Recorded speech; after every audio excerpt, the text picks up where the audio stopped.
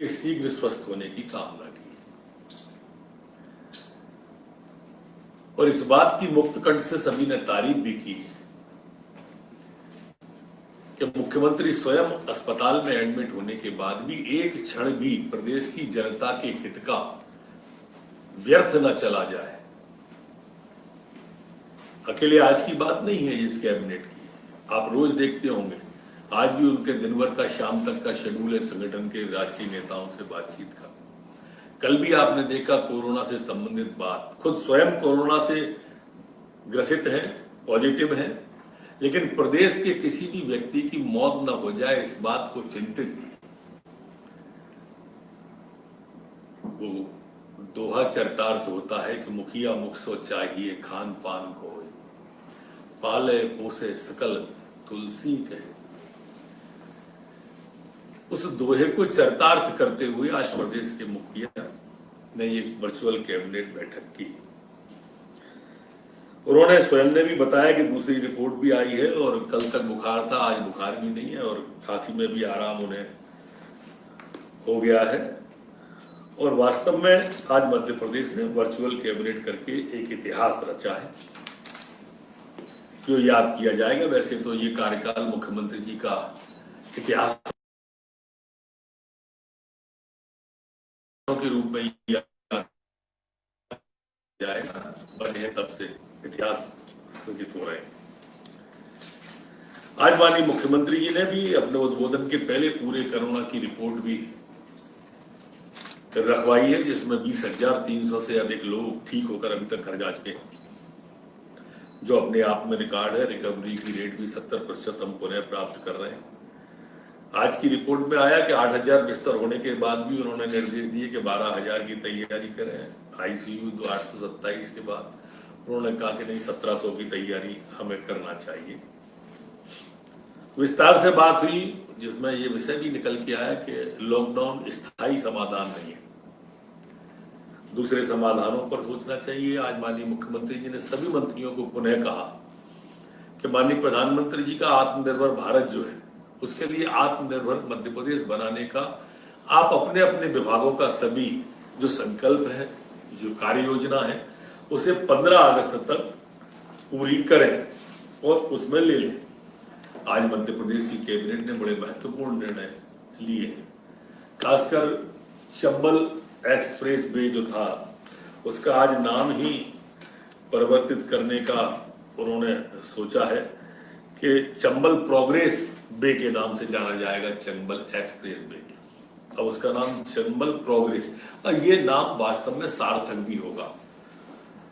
मैं यहां यह कहना प्रासंगिक समझता हूं कि वो चंबल जो कभी डाकुओं के नाम से जाना जाता था, वो चंबल जो कभी दुर्दांत लोगों के नाम से जाना जाता था, इन्हीं शिवराज सिंह जी के कार्यकाल में वह शांति स्थापित हुई थी। और यही शिवराज सिंह जी चौहान है जो इस इलाके में अब चंबल प्रोग्रेस वे बनाकर एक क्रांति, औद्योगिक क्रांति, एक क्रांति रोजगार क्रांति, ऐसी क्रांति लाने जा रहे हैं उस इलाके में कि जहां रोजगार के लिए नौजवानों को अनेक अवसर पैदा होंगे। ये Chambal express progress way Madhya Pradesh Rajasthan सीमा से मुरैना होते हुए भिंड जिले तक 309 किलोमीटर का 4 लेन ग्रीन फील्ड सड़क परियोजना, भारतमाला परियोजना जो चल रही है केंद्र सरकार की, उसके अनुमोदन के लिए, उसके लिए आज कैबिनेट के द्वारा अनुमोदित किया गया है। इस परियोजना हेतु राज्य सरकार निःशुल्क भूमि उपलब्ध कराएगी। अर्जित की जाने वाली भूमि से यथासंभव अदला बदली के माध्यम से ही हम करेंगे। किसान की जमीन अगर आती है तो उसके बदले में किसान को भूमि देने की पहली प्राथमिकता है। मिट्टी और मोरम जो उठाते हैं सड़क के लोग, उन्हें रॉयल्टी में छूट दी जाएगी। भू अर्जन वन प्रबंधन को छोड़कर NHAI से प्राप्त किया जाएगा और सभी उसके बाद में स्वीकृतियों के बाद इसका प्राकलन तैयार हुआ। आज एक अन्य निर्णय में महत्वपूर्ण निर्णय हुआ है, जो मुख्यमंत्री ग्रामीण पथ विक्रेता ऋण योजना को भी आज कैबिनेट के द्वारा मंजूरी दी गई है। यहां मैं आपको थोड़ा पीछे ले जाकर ये भी बताना चाहूंगा आपके माध्यम से आमजन को कि प्रधानमंत्री स्वनिधि योजना एक जो चल रही थी, उसके बाद इसे और नीचे उतारा है। वो नगर पालिका नगर निगम तक थी, उन्होंने ये नगर पंचायत और ग्राम पंचायत तक इसको लेके गए हैं, इसमें हमारे गांव के अंदर काम करने वाले छोटे छोटे बढ़ई हैं, कुम्हार हैं, लोहार हैं, हाथ ठेला वाले, ठेले वाले, खोमचे वाले, सब्जी वाले, नाई हैं, इन सब के लिए 10,000 रुपए तक के ऋण की व्यवस्था और इस ऋण के ब्याज की व्यवस्था, और अगर वो समय पर ऋण चुकाएगा तो अगले साल दुगनी 20,000 की व्यवस्था। इस तरह की योजना है।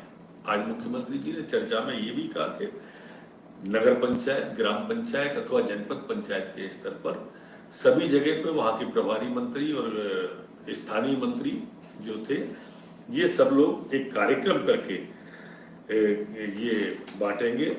अभी तक इस योजना के अंदर हमारे पास में 8,56,697 आवेदन आ चुके हैं, जिनको कि ये कार्यक्रम करके देना। इनमें 64% महिलाओं के और अधिकांश फल फ्रूट विक्रेताओं के हैं, 4 लाख से अधिक। बाकी ये पिछड़े हैं, एचसी के लोग ज्यादा है। उनको ये मुख्यमंत्री ग्रामीण पथ योजना को आज कैबिनेट के द्वारा मंजूरी दी गई है। हमारे समय में 22 नगर परिषदें बनाई गई थी जब माननीय शिवराज सिंह जी 3 का कार्यकाल था। उस 22 नगर पंचायतों को कांग्रेस की सरकार आई तो उस कांग्रेस की सरकार ने उन्हें नगर पंचायत से हटा के फिर ग्राम पंचायत कर दिया। आज कैबिनेट के द्वारा उन्हें फिर नगर पंचायत में बहाल किया है। सिर्फ एक स्थान 22 में से एक केवलारी के लिए माननीय मुख्यमंत्री जी ने नगरीय प्रशासन मंत्री जी को उन्हें एक बार सम्मानित जनप्रतिनिधियों से चर्चा करने को कहा है। 21 की स्वीकृति हुई है और उसके बाद में इन 22 की स्वीकृति हो जाएगी। प्रधानमंत्री फसल बीमा योजना पूर्व की तरह भी इस बार भी 2020-21 से रबी और 20-22 से लागू करने का खरीफ का और रबी का तय किया है। इसी तरह से 3 वर्ष के प्रीमियम जो 6,305 करोड़ एवं प्रशासनिक व्यय 189.15 करोड़ जो वित्तीय भार आया था, इस योजना के लिए 12,799.15 करोड़ को वित्तीय आकार जो आंकलित है निविदा खुली निविदा से बीमा कंपनी का चयन होगा।